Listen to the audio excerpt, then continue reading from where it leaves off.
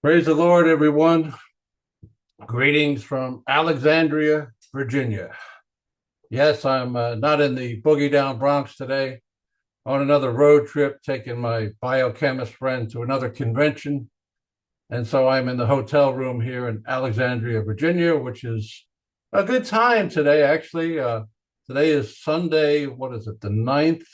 Not even sure what it is. Could be the 8th of February, but I'm finally getting around to doing Believe the Gospel, my ARSE, Part 4. And that's right, I said, Believe the Gospel, my ARSE. The centurion who murdered Jesus believed the gospel. He's in hell, where Jack Smack is going to be, and the pod crew are going to be. And barring a miracle that would stun the Apostle Paul, that's where Honorato Diamante is going to be. That's where Jesse Martinez is going to be. They're going to be in the same burning pit with the centurion who murdered Jesus and had said, truly, this man was the Son of God. Mark 15:39. Belief is not what saves. Commitment is what saves. And that is the other denotation of the koine verb that got mistranslated believe all over our New Testaments by Augustinian monergists, who were the original translators of our New Testaments. People like Martin Luther, William Tyndale, Miles Coverdale, John Rogers, Augustinian monergists, people who believe that God does all the saving work, does everything. You do nothing. You're the passive recipient of a belief system. Wrong.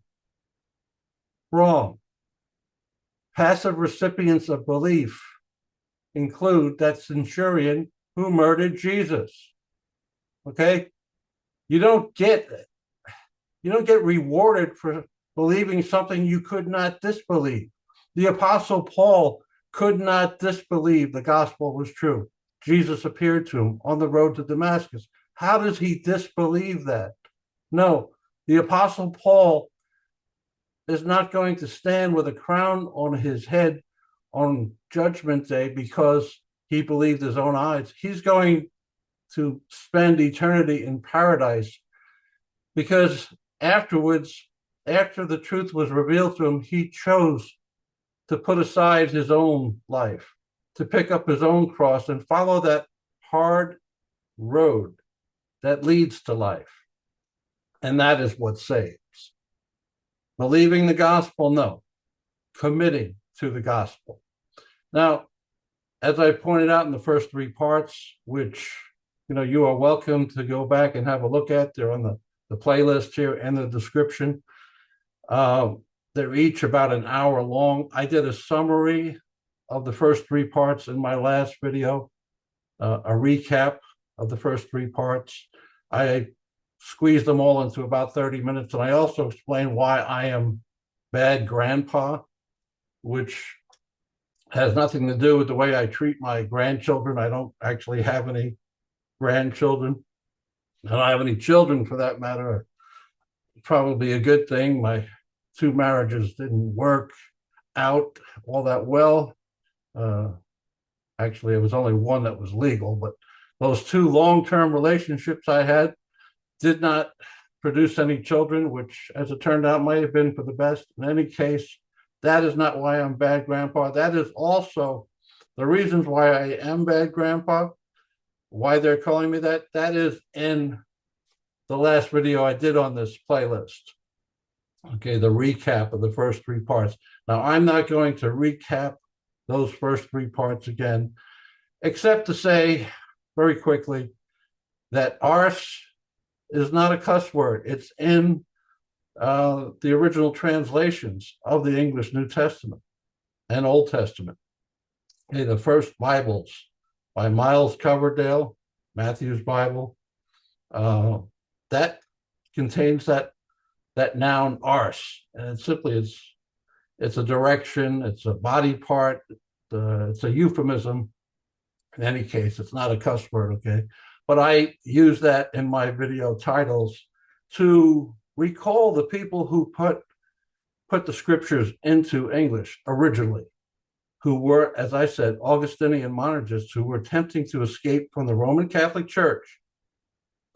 And the Roman Catholic Church had 7 sacraments. They believed that you got justified as your life went along. You became genuinely righteous as you progressed through life, and as you remained a part of the Roman Catholic Church, and as you performed these sacraments. Well, the people who put our scriptures into English and German, they were attempting to escape from the Roman Catholic Church. And they said, these sort of works do not justify, it's merely belief. And you don't even cause your own belief. It wasn't you who made the decision to believe. You were chosen before the foundation of the earth to believe a story full of miracles, which you never would have believed because you're too wicked to believe it. The devil owns your soul. So God liberated you, kicked the devil off of your soul, and allowed you to believe the gospel. And that's why you're righteous. And if you do anything good, it's simply because God decided you were going to believe. All right. So you're not justified by anything you do. You're justified because God chose you to win the cosmic lottery and become a believer. That's all you ever had to do, is be a believer, like the centurion who murdered Jesus. That's a tough sell, isn't it? All right, so part 4, I've been saying I was going to show you some ancient documents where this Koine verb, G4100 pistuo, that gets translated, mistranslated, believe, all over the New Testament, how the same verb was translated differently, used differently in antiquity, going back to ancient Athens and forward all the way through to the time of the translation of the Old Testament into Greek, which we call the Septuagint. That was in the 3rd and the 2nd century BC. So from the time of the 4th century, from the time of Socrates, and even before that, we see this verb, pistuo, getting translated, being used with another denotation, not credence, but it's talking about turning control of something valuable over to someone else. Okay? Now, we've talked about the first 3 parts here. I've been talking about there are 2 denotations to this verb, pistuo, G4100, pistuo, in the Koine.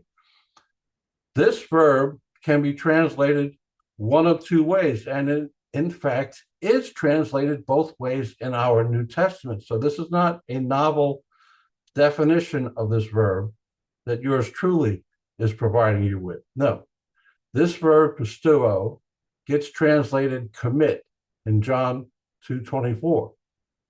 And a chapter later, the very same verb is translated believe. All right? So, in fact, 7 other places in the New Testament, the verb that gets translated believe gets translated entrust or commit. Okay? So it is a translator's choice. And that's what I've been saying from the beginning here. You and I have been run amok by dubious translation choices of this particular verb, believe. And that's why the title of the series is Believe the Gospel, my ARSE, because believe was a mistranslation. No, it's not about belief. It's about commitment to the master. That is what justifies you. Not simply belief in a set of facts. You're not being rewarded for suspending disbelief about things.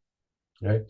All right. So as promised, I am going to show you some of those ancient documents, and just a few of them here to give you a taste. All right, because I could have shown you 50 slides and not exhausted the source material here.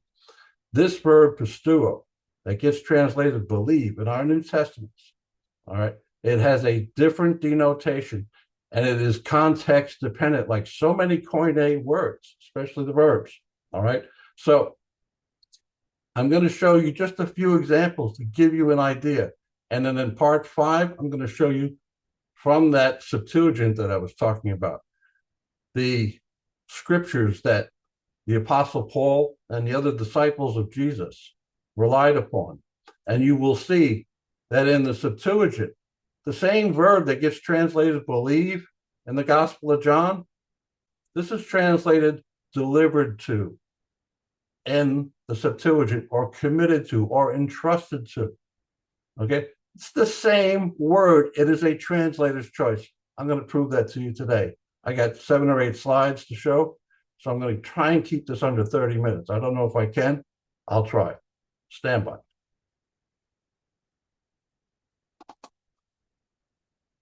Okay, let me say again quickly before going to my own brief slideshow here.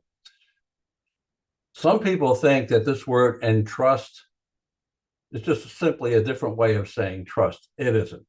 Okay. Entrust requires turning something over to. All right. Now, I can trust that the bank will take good care of my money.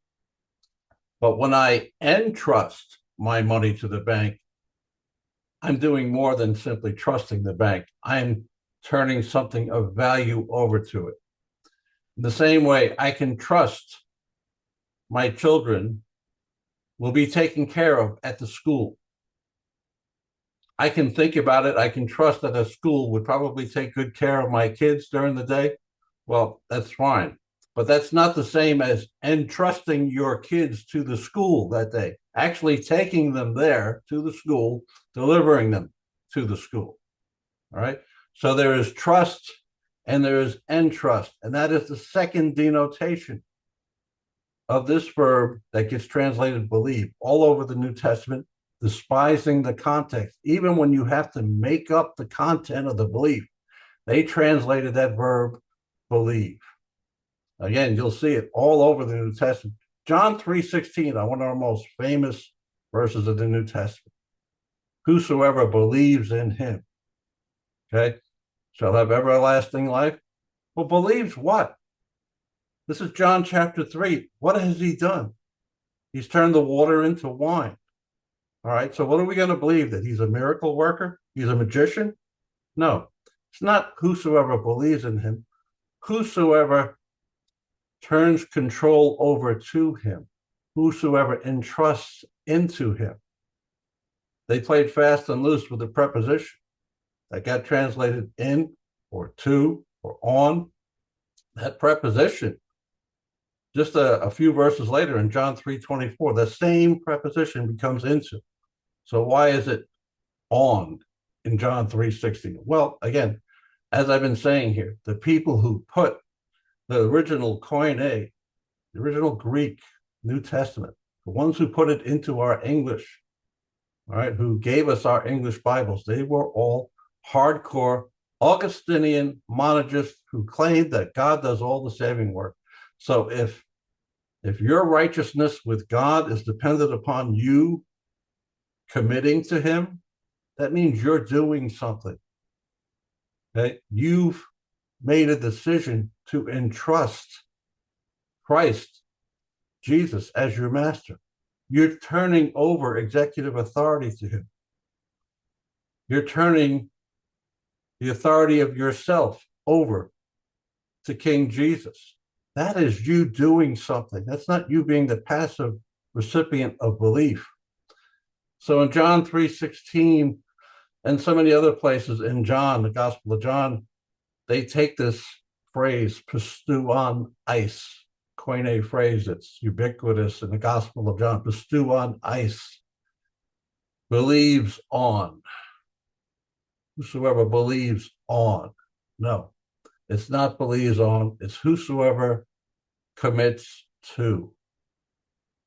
So what they did, what these translators did, was they turned a transaction into a feeling. Because a transaction involves your cooperation, but a feeling that could be caused by an outside agent like God. And that was their argument. But as we could see, we examined the documents from ancient times all the way through the scriptures that the apostles themselves used. We see that this verb that got translated believe was used in a very different way. It was used to denote turning control of something valuable over to someone else. Okay. And this was a translation choice. People ask me, Charlie, why don't you just believe the New Testament?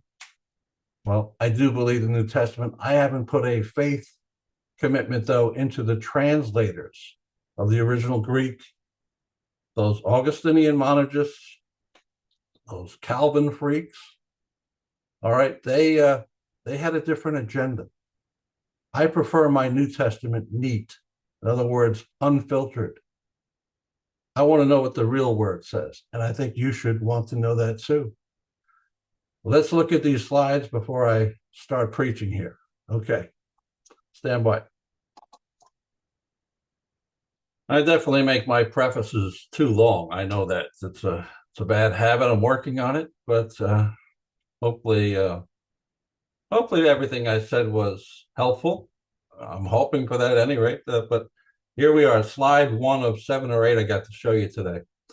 And I've shown this slide in previous episodes of Believe the Gospel, my ARSE.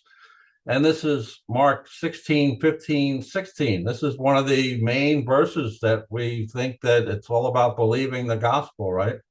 So I got the transliteration of the original Koine on top of the slide here. I'm going to spare you my pronunciation of Koine and go right to the good old KJV English translation of Mark chapter 16, verses 15 and 16. And starting from verse 15, and he, Jesus, said unto them, his disciples, go ye into all the world and preach the gospel to every creature. That's verse 15. And we said in part 1, the gospel is not a summary of Christianity. The gospel is actually a proclamation of good military or political news that affects the status of everyone who hears it. That's Christians did not invent this noun gospel, evangelion. No, it is not a summary of Christianity. It could be when we use it, but that's not what it would have meant to the original hearers. Said unto them, go ye into all the world, preach the gospel to every creature. The gospel is that there's the King of Israel, the long-awaited Messiah, has arrived. And it says here in verse 16, they translated, he that believeth and is baptized shall be saved. He that believeth? No. He that entrusteth and is baptized, in other words, makes a public display that they have signed on to the new authority, shall be saved. Saved from hell? No. They're going to be delivered from the Roman occupation, for starters. Hell, perhaps down the road. This has implications for hell, but he did not add hell. He didn't want to confuse you. We, here in the 21st century, whenever we see that Koine verb, sozo, G4982, which gets mistranslated saved all over our New Testament. Whenever we see that verb saved, we tend to eisegete from hell after saved. I don't know if there's any place in the New Testament that the New Testament speaker or writer would have intended from hell after this verb saved, but that's another video, okay? But he that believeth not shall be damned. Now, believeth not. Again, this is another example of why this verb that got translated believe should have been translated commit. He that commits not shall be damned. Okay? In other words, the one who's resisting legitimate authority. But he that believeth not, well, you can have lots of reasons for not believing. And nobody should consider disbelief to be a vice. I mean, you cannot control what you believe. You really can't. I can make arguments for evolution all day, which I don't believe in, and you shouldn't believe in either. But the fact that you don't believe it, does that make you morally evil? Well, he that believeth not the gospel shall be damned. Why should they be damned if they don't believe it? They can't verify these miracle stories. So because they're exercising their God-given critical faculties, they're going to be sent to God's torture chambers forever. No, that's not what it means. That's not what it's talking. Believeth not? No. The one that commits not shall be damned. These are eyewitnesses to the resurrection of Jesus Christ. He is the Messiah. The one who chooses not to commit to him, yeah, he's going to be judged. Right? And again, we also eisegete to hell after damned. Actually, this verb that got translated damned simply means condemned. Condemned. Again, shall we eisegete from hell? I think it has implications for hell. I'm not concluding that's exactly what Jesus was talking about right here. All right, so let me move on to the next slide before I get bogged down again. If I can find it here, yes. So this verse here, Mark 16:16, where we have been trained since our first days, in the church, that it's talking about belief is what saves. If you don't believe, you're going to be damned.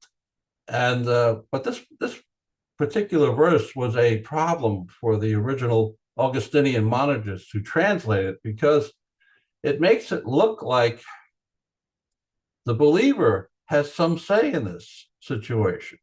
Okay, he's not the passive recipient of believing. It's the one who chooses to believe. Right? That's if you accept it as belief. Again, you can see I don't. But even if you go with belief, even if Jesus is talking about credence in Mark 16, 15, and 16. If he's talking about credence, he's not talking about something that happens to you. He's talking about making an active step. And we know this from the construction, okay? So using my Gemini AI cheating tool, we know the word pistuosas in this construction here. It is a participle. It's a verbal adjective. So you add the ing ending, okay? The one believing. A verbal adjective is something that describes an action, describes the one doing the action. Like, I am the speaking narrator. Speaking would be a verbal adjective in that sentence. It's also constructed in the ARSE past tense, the active voice, participle ending, as we just said, nominative, masculine, singular. I know that's a lot to follow there, but let me just say why this is a problem. You can study this grammar here if you want by yourself. I'm going to go down to the translation of pistuos at the bottom here, pistuosis. This is the one having committed, or more precisely, the one having turned over control. All right, so this is a problem for the original Augustinian translators, because this does not indicate somebody who is passively receiving belief.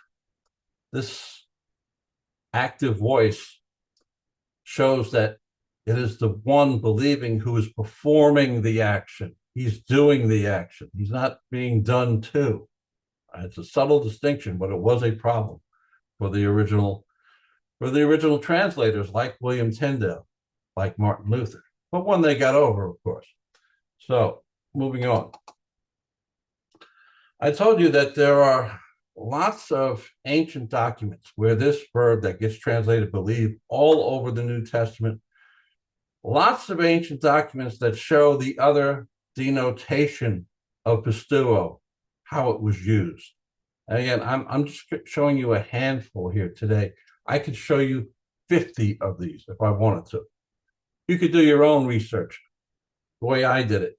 This verb pisteuo in the ancient writings of ancient Greeks it is used to denote more than credence, or really not credence at all. It's talking about a transaction.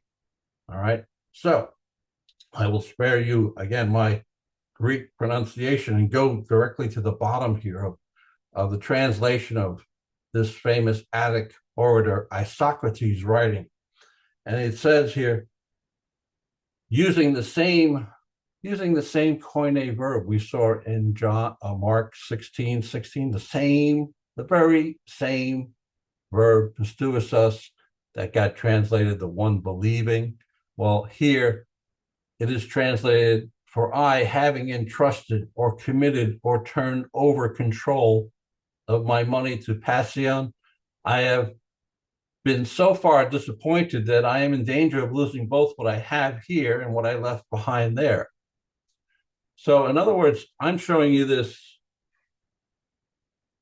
text here, which shows in the red, pistuosos. Okay. This is the same verb that got translated believing in Mark 16:16. This very same verb is not talking about credence when Isocrates used it. It's talking about turning control over to something.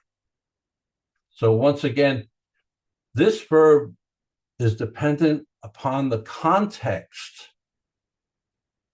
for your translation, for its definition. But if you are an Augustinian monergist who believes that belief is, salvation, justification, is something that happens passively, it's something God does to you. You don't do for God. God has done all the saving work. So they see this verb pistuos or pistuosos in Mark 16:16. They say it has to be believed. Well, you can see right here, there is a different way to understand this verb. And in fact, there are all kinds of examples like where the same verb got translated to mean something very different. You're turning something of value over to someone. I'll show you another example here.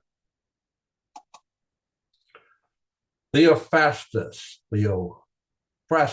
right? Okay, so he's a Greek philosopher who succeeded Aristotle as master of the Peripatetic school in Athens, considered the world's first research university. Hopefully it wasn't as woke as today's universities are. I'm going to go down to the English translation. Again, if you want to study the original languages, I have it here for you. So you don't have to make a faith commitment to anything I'm saying here. All right, you can check it out yourself, but just note above the words I have in red. In the original languages, the original Koine there, I have in orange, but I put the verb, the G4100 verb, in red. The transliteration is in green, but again, the G4100 verb, to bring your attention to it, is in red, pistuosos. All right, now what is the English translation of this writing from ancient Theophrastus? It is this: and having entrusted, committed, or turned control over his secrets to him, he would say that there is no one else in the world whom he trusts. Okay, so this verb is being used quite differently. It's not talking about somebody believing something. It's talking about having committed something of value again to someone. And this is the same verb that you saw, the very same verb, constructed in the same way as you see in Mark 16:16, being translated believing. So once again, it is a translator's choice, and this is the proof of it. Okay? This here and 50 other documents like it prove that the same verb that got translated believe, the one believing, Mark 16:16, could have been translated the one turning control over. It was a translation choice. All right? So that's all I'm trying to make.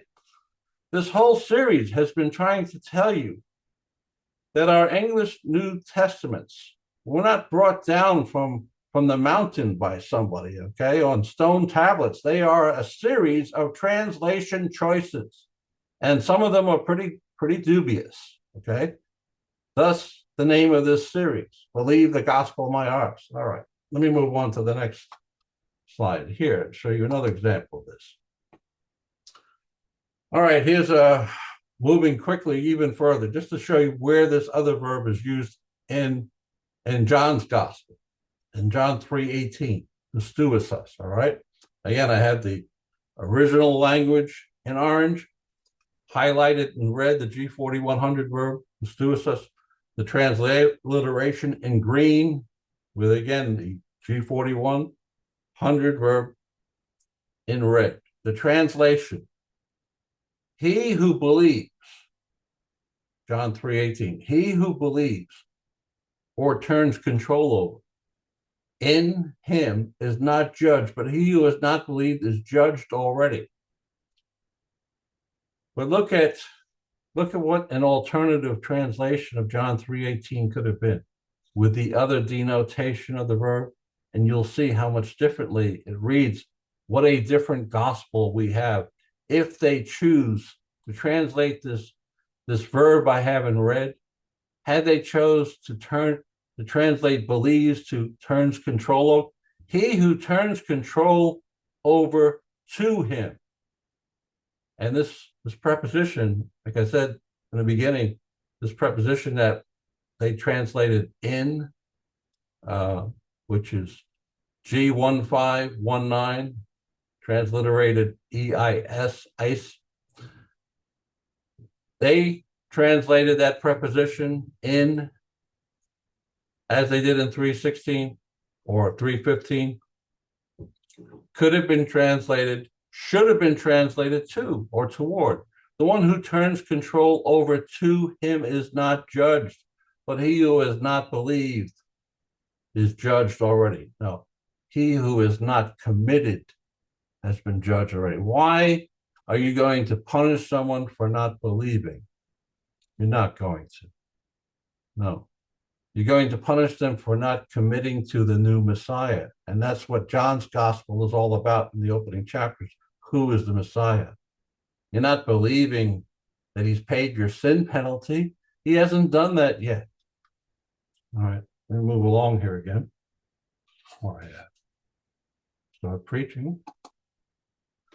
All right, the same verb again, pistuosos, we saw in Mark 16:16. We saw in Isocrates and Theophrastus, and I could have showed you 10 other places where this same verb is translated, it was constructed pistuosos. This same verb could have been translated turns control over. Could have been translated that way here in John 20:29b, a famous verse many of us are familiar with. This is Jesus on Easter Sunday speaking to Thomas, doubting Thomas.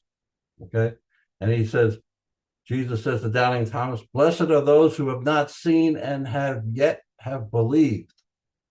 Believe? Well, you got to fit the belief.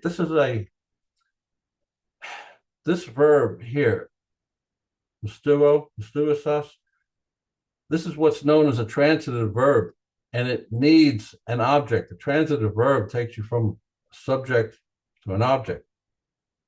There is no object here, but you don't need that. If who, well, blessed are those who have not seen and yet believe, those who have not seen and yet have committed. The object then becomes those who have committed. But believed, you need content for the belief, don't you? All right, move back here. The same verb, pistuosos, we saw in Mark 16:16, here again in Romans 4:18. I'll go down to the English translation, talking about Abraham, who against hope believed in hope. What does that mean even? Who against hope turned over control to God in hope, that he might become the father of many nations, according to that which was spoken in Genesis 15:5. So shall thy seed be. All right, I think I'm about done here for slides with this one. Yeah, in part 5, we'll be moving on to the 70, and I'm going to show you some other examples how in this Old Testament, the same Greek verb here, the G4100 verb, was translated differently. It was translated in a way that these verses we see in Mark and John could have been translated. All right, so where am I going with all this? How can I sum it up? Leave the gospel my arse. That's the way to sum it up. No, it's not about belief. It's about commitment. You're turning control over. Okay. Again, this chair I'm in here, I'm not even going to, I don't know if you could see it now. You're not going to see it from here, and I'm not going to tear this place up to show it to you. I'm sitting on a chair, okay? I could believe that this chair could hold my weight. But when I actually sat on it, I entrusted my weight to it. I committed something of value, basically my own arse, to this chair. All right. So that's the difference between believing and entrusting. And what I'm saying to you is that when you see that verb that got translated believe in our New Testaments, ask yourself, could this verb have been better translated entrust? And why wasn't it? If you have to eisegete the content of the belief, you have to add the content of the belief. And the same thing goes with the noun faith that got translated faith. If you have to add the content of the faith or the belief, these words are not talking about credence. They're talking about allegiance, fidelity, and turning something of value over to it. All right, so in part 5, I'm going to show you some more from the Septuagint. Part 6, I'll probably show you the verses in the New Testament where this verb actually did get translated something other than believe. And you'll see why. And again, the whole point of the series is to show you that our English New Testaments are the products of agenda-driven Roman Catholic rebels. And because we don't recognize that, we are out here having all these debates with free grace fools and other saboteurs who are trying to sell you the gospel according to personal sacrifice-free easy believism. And they are citing verses like Mark 16:16 and John 20:29 and John 3:18 and 16. And they're saying, well, you see, it's all about belief. And anything else is a works gospel. All right. Well, works has to do with works of the Torah, not anything and everything you could possibly do to please God. So what I'm trying to tell you is here, these people are basing their argument on a dubious translation choice. That's what this series is attempting to prove. Part 5, next time. This is your bad grandpa signing off from Alexandria, Virginia. Next time, I'll probably be back in the Boogie Down Bronx. Till then, be blessed.